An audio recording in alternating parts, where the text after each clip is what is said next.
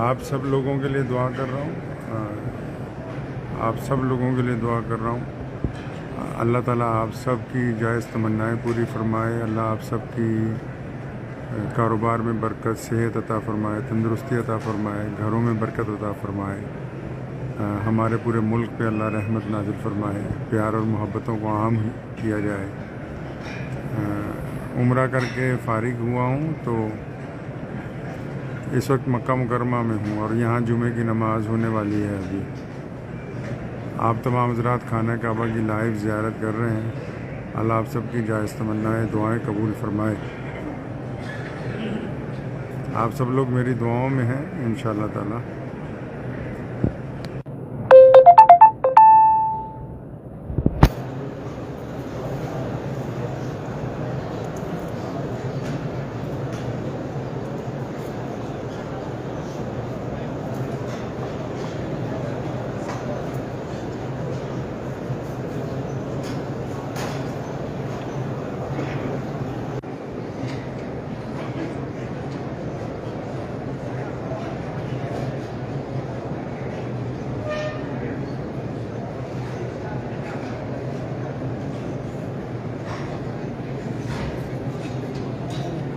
इजाज़त दीजिए, फिर मुलाकात होती है इंशाअल्लाह। अल्लाह आप सबको सलामत रखे। सलाम।